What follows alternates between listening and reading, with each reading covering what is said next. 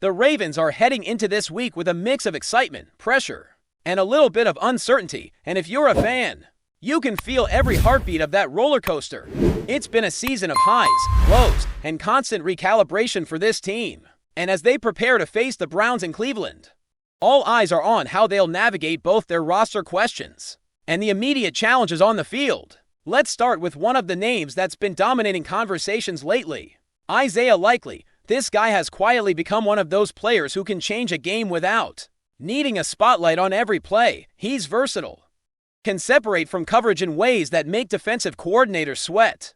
And the buzz around him in the league is that he could be a huge factor once he hits free agency. There's talk that the Ravens could use the franchise tag on him for about $15.8 million in 2026, which is actually a pretty smart play for a team that wants to retain a weapon who can make matchup problems for anyone. But here's the thing, doing that has ripple effects.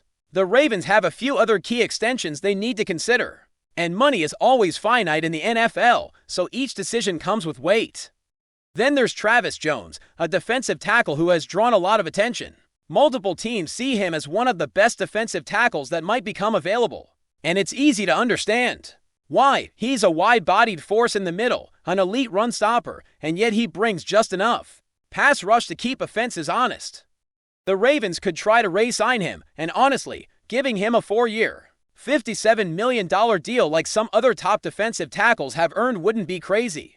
But the front office has shown it's not afraid to let key players walk if it means balancing the bigger picture of the roster, that willingness to make tough decisions, to weigh talent against cap space and long-term strategy, is part of what makes this franchise fascinating. It's not always about keeping everyone together.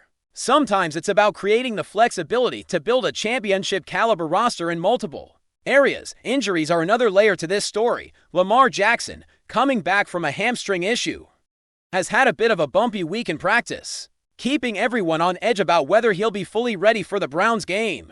Then there's Marlon Humphrey, sidelined with a finger injury that required a pin, and Justice Hill, who didn't practice. The Ravens are a little banged up, no question, but when you look at the bigger picture, they still have enough firepower to handle Cleveland. The Browns, on the other hand, are relatively healthy, which is almost unusual for them in recent years. Early injuries on their offensive line have been mostly sorted, and their defense is intact, but while Cleveland is in better shape physically, they are still trying to find an identity offensively. New quarterbacks, new play calls, and a team still searching for rhythm makes them unpredictable. But it also means there are opportunities for the Ravens' defense to exploit mistakes. And speaking of defense, the Ravens have really tightened up since their bye week. They've allowed just 3 touchdowns over the past month and forced 10 turnovers, including on downs. Opposing quarterbacks are struggling, averaging a passer rating around 67.5 against them, and the pass rush, though not elite in sack numbers, has become more aggressive and effective. The team's willingness to blitz has skyrocketed them into the top 10 in that category, a big change from earlier in the season when they were near the bottom. It's a smart adjustment because without pressure, they can't disrupt opposing offenses, and the Ravens have learned to bring heat from unexpected angles. This is part of what makes them historically tough on rookie and second-year quarterbacks. The uniqueness of Baltimore's defensive schemes, combined with the athleticism and instincts of guys like Kyle Hamilton, means that even quarterbacks with talent struggle to find comfort in the pocket. And now, with Cleveland rotating quarterbacks, the Ravens' defensive experience against young or untested passers becomes an even bigger advantage. Offensively, the focus will be on protecting Lamar Jackson, which has been an ongoing challenge this season. The offensive line has struggled, especially at guard, and even tackles like Roger Rosenard have had inconsistent performances in his second year. Jackson has already absorbed some of the hardest hits of his career, and facing a monster like Myles Garrett on the edge adds another layer of concern. Garrett is relentless, and when he gets going, he can change the course of a game. The Ravens will need smart schemes, pre-snap adjustments, and perhaps a bit of luck to limit his impact. How they handle that matchup could very well define the outcome of this game. Beyond the line, the Ravens' offense is focused on rhythm and balance, getting Jackson comfortable early, mixing in the run game, and finding ways to exploit matchups with tight ends and receivers like Likely will be critical. There's a lot of pressure, of course. because the Ravens are still navigating a season that has felt like two separate campaigns: early optimism, then a rough patch, and now a renewed push toward the playoffs. Every game matters. Every turnover matters. And every decision in practice or on game day carries weight.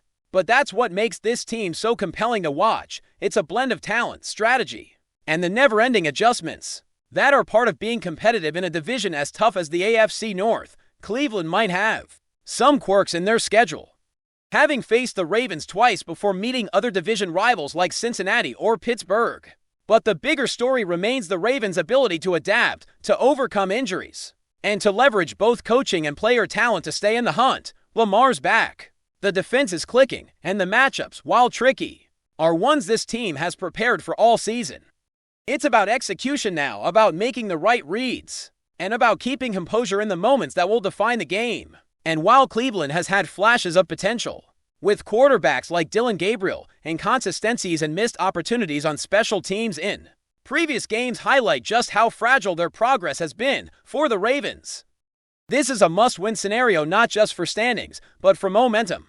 It's the kind of game that sets the tone for the final stretch of the season, with key players stepping up, young talent making plays, and the team's identity coming into sharper focus week by week. The stakes are high, fans are watching every snap, and analysts are dissecting every matchup. But for Baltimore, it all comes down to preparation, execution, and the ability to adapt in real time. From the offensive line's adjustments to the defensive scheming against the Browns' quarterbacks, this is football in its purest form: strategy, athleticism, and the unpredictable chaos that makes the game so thrilling.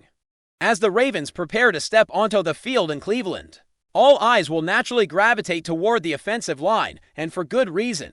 Protecting Lamar Jackson has been one of the most consistent storylines this season. The line has faced challenges, particularly with their guards struggling to maintain consistent pass protection, and with the right tackle spot giving up to much pressure. The Ravens know they have to approach this game with calculated precision.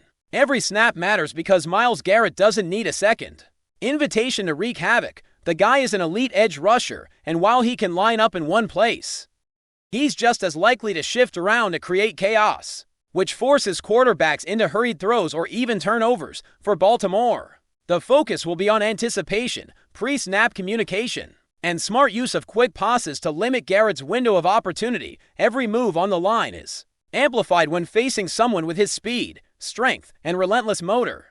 The Ravens' strategy will hinge on balance and tempo. Running the ball effectively to keep Cleveland's defensive front honest is vital. That means getting the backs involved, not just in traditional carries, but also in screens, angle plays, and occasional misdirection. Every time the Browns overcommit to stopping the run, the passing game opens up.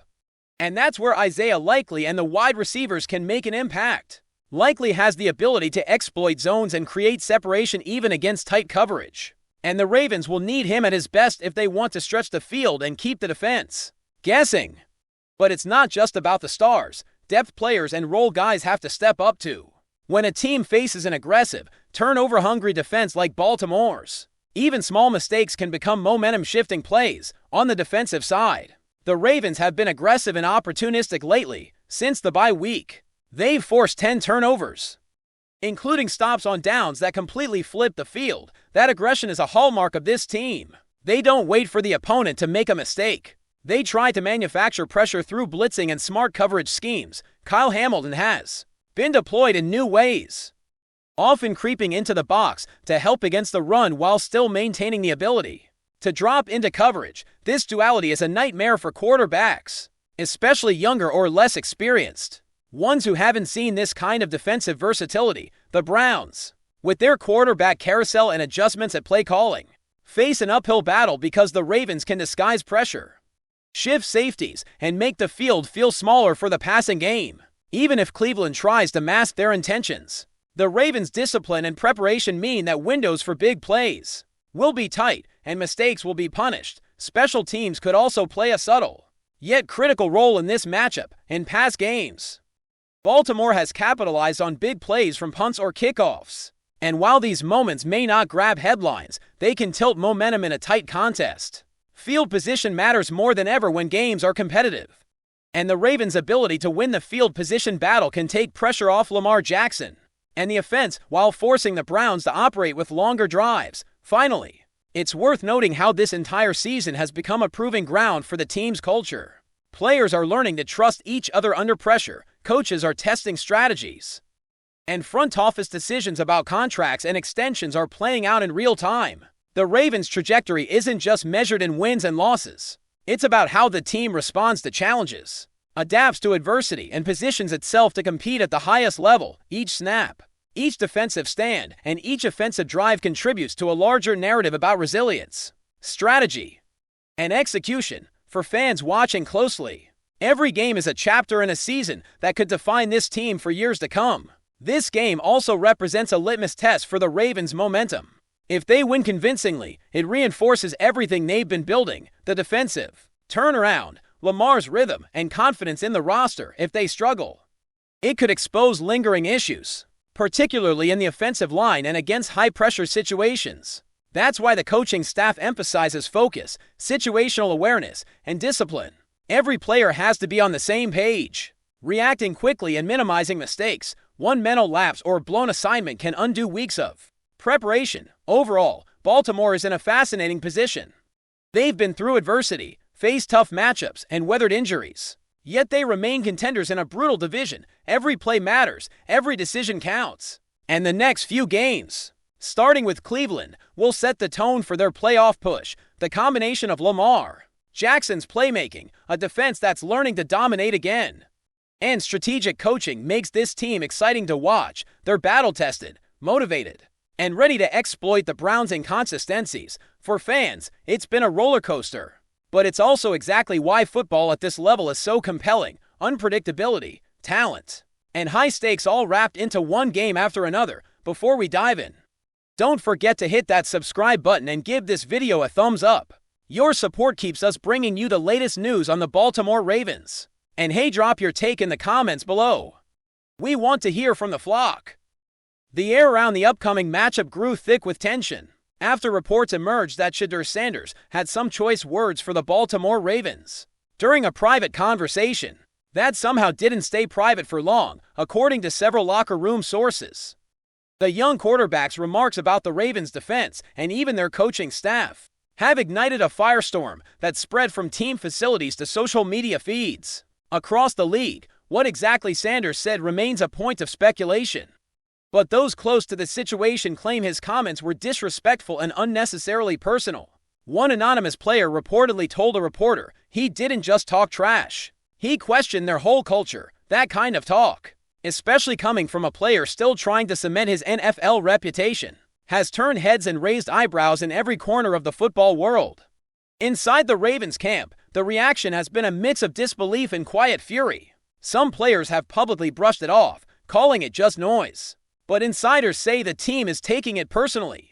The Ravens' defense, already known for its aggression, is said to be circling this game on their mental calendar. A veteran linebacker was overheard saying, "We don't forget stuff like that." For Sanders, whose confidence has always been both his weapon and his weakness, this might be a defining moment. His swagger and unfiltered personality have helped him stand out since his college days, but this latest episode tests a thin line between charisma and recklessness. Fans are divided. Some love the fire, others see arrogance that could backfire under pressure as the buzz grows louder. One thing is clear: the pre-game drama has already stolen the spotlight. Whether Sanders can back up his words or ends up haunted by them will be the story everyone's watching. For now, it's all whispers, raised eyebrows, and that familiar hum that fills the air when football's biggest personalities collide. That's it for this update. If you enjoyed the video and want to stay in the loop with exclusive news on our Baltimore Ravens, make sure to subscribe and hit that like button. We'd love to hear what the flock thinks. Drop your thoughts in the comments. See you in the next one.